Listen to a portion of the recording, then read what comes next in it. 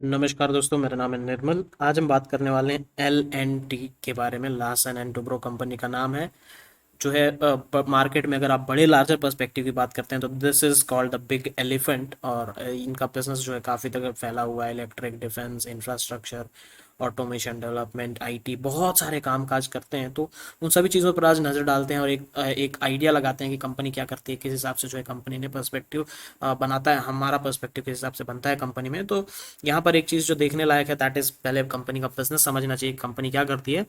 तो अगर आप यहाँ पर अबाउट सेक्शन में देखेंगे स्क्रीनर्स की वेबसाइट में, तो यहाँ पर आपको देखने को मिलता है infrastructure, hydrocarbon, power, process industries, defence, information technology, financial services and engineering services. तो इन सब चीज़ों पे बिजनेस है। अब इनका रेवेन्यू कहाँ कहाँ से कितना आता है। इंफ्रास्ट्रक्चर सेगमेंट से जो है इनको 45% रेवेन्यू निकल करके आता है। हाइड्रोकार्बन से 12% रेवेन्यू, पावर सेगमेंटेशन से 2% रेवेन्यू, डिफेंस इंजीनियरिंग से 2% एंड हेवी इंजीनियरिंग से अगेन 2%। और बाकी जो छोटे मोटे इनके आईटी और फाइनेंशियल सर्विसेज, बाकी जितने बिजनेस है वहाँ से 4% मिला जुला के आता है। ठीक है। सर्विस बिजनेस की बात करते हैं तो सर्विस बिजनेस में जो इनका ये आईटी और वो सब सर्विस बिजनेस में आएगा। तो इन्फो टेक्नोलॉजी सर्विसेज से जो है 19% रेवेन्यू निकल करके आता है। एंड यस, इनके पास जो कंपनीज हैं that is L and T, Infotech, Mindtree, L and T technology service. Yes, Mindtree को भी इन्होंने 2-2.5 साल पहले, 2019 की बात है जब इन्होंने माइंट्री को जो है एक्वायर कर लिया था। तो Mindtree is again part of L and T only. तो एल एन टी इन्फोटेक तो है ही, और एल एन टी इन्फोटेक ने जो गजब का रिटर्न दिया है पिछले कुछ समय में।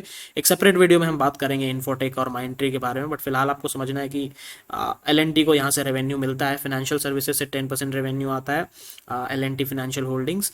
और डेवलपमेंट प्रोजेक्ट से 3% रेवेन्यू।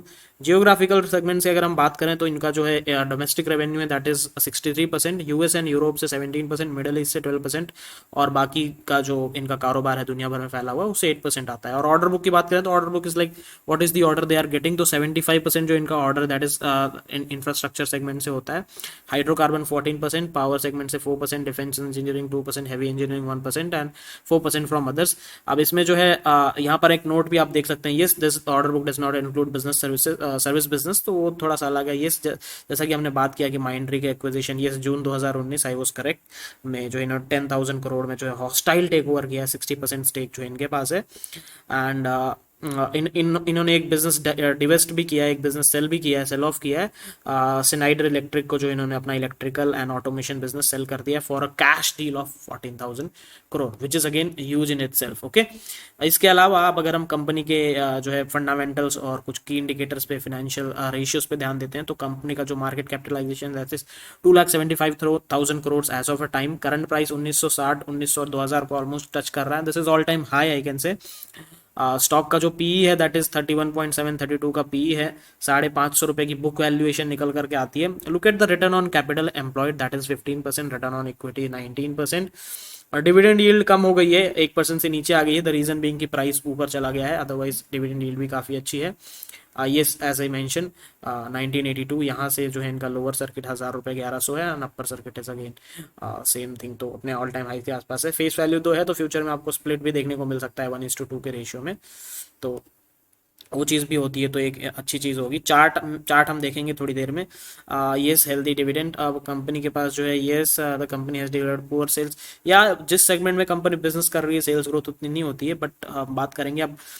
कंपनी जो है मार्केट की लीडर है, तो अब जब आप लीडर की बात करते हैं तो दो राय तो कोई है नहीं कि लीडर में इन्वेस्ट करना कितना बेहतर है कितना नहीं है। और GMR Infra, HFCL, RITES, Engineers India, Ashoka Buildcon, ये सब इनके जो है कॉम्पिटिटर्स हैं। Ashoka is again a good company when it comes to what we call it as real estate, तो इसके बारे में भी एक सेपरेट वीडियो में हम बात करेंगे। ये सेल्स और रेवेन्यू पे आप नजर डालेंगे तो कोई दो राय नहीं है, कोई सोचने की जरूरत नहीं है। ऑपरेटिंग मार्जिन कंपनी के कॉन्स्टेंटली मेंटेन है 17 से 18%, और ये थोड़ा सा डिक्लाइन 6% पे मार्जिन आ गया है। बट अगर आप इनका सेल्स देखेंगे क्वार्टर बाय क्वार्टर, आपको एक इंक्रीज देखने को मिलेगा। यहाँ पर थोड़ी सी एक फ्लक्चुएशन है, but look at the recent numbers, ये वो वाला दौर है लास्ट ईयर का, उसके बाद से फिर से आप देखिए कि जो है बढ़ते हुए हैं। इस साल भी वही जो जून क्वार्टर्स है इसमें थोड़ा सा वो है, बट आप देखिए कि यहाँ से फिर से इंक्रीज देखने को मिला। अब यहाँ से वापस से रिवर्सल शुरू हो गया, तो ये टेम्परेरी था, अब पूरा मार्केट अफेक्टेड था, तो वो चीज़ है। आप ईपीएस पे भी नजर डालेंगे तो सेम चीज़ देखने को मिलेगा, बट दिस वॉज क्वार्टरली। अगर हम एनुअल की बात करते हैं तो लुक एट एनुअल डेटा, आपको एक इंक्रीज ही देखने को मिलेगा।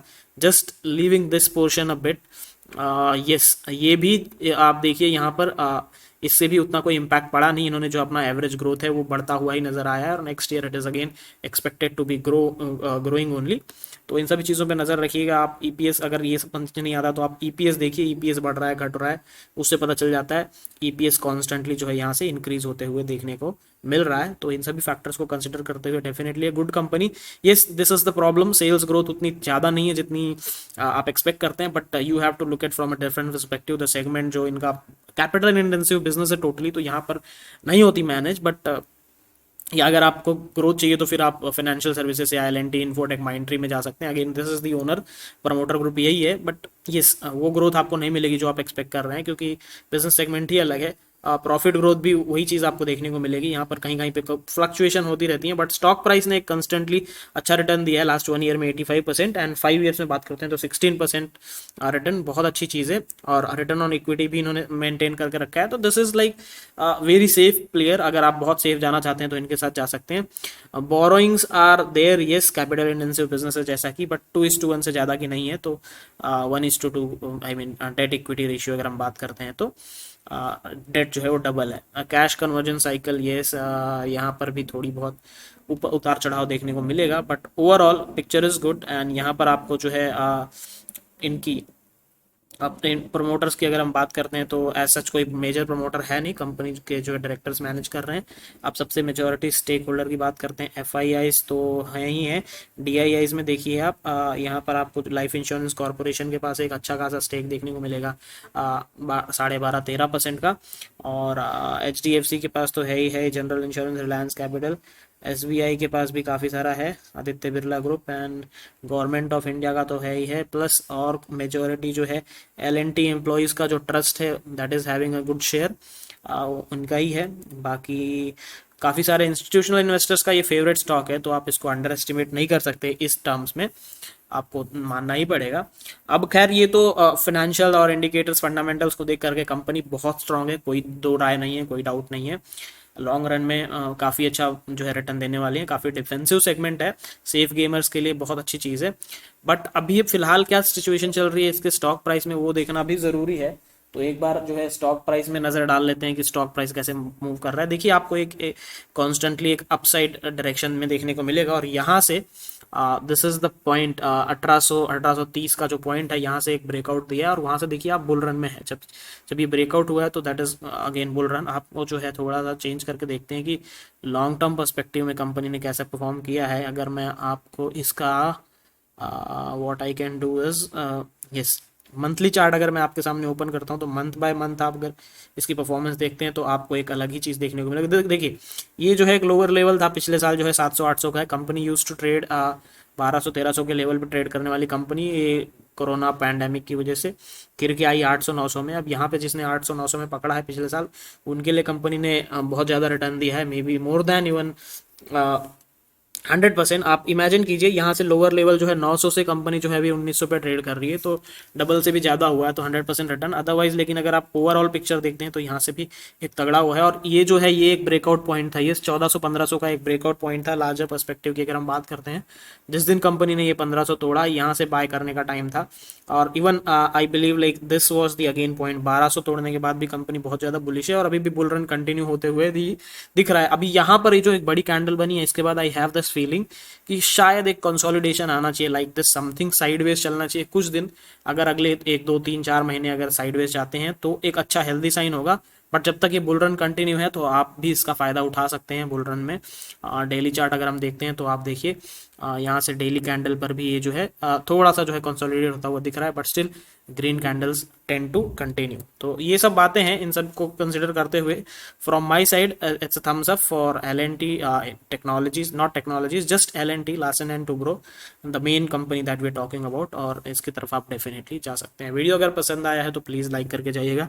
चैनल पर अगर आप पहली बार आए हैं तो चैनल को सब्सक्राइब करके जाइएगा। Thank you so much for watching, bye bye.